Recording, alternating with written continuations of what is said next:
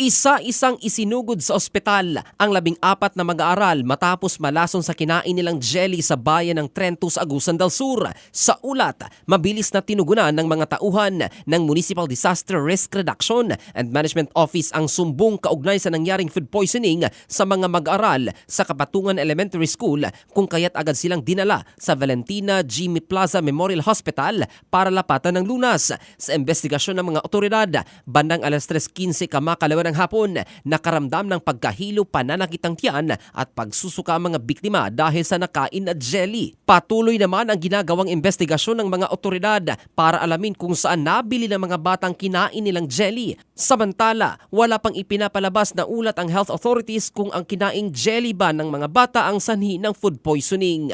Ito si Jofel Candado in the heart of changing lives ng Brigada News Philippines, the Music and News Authority.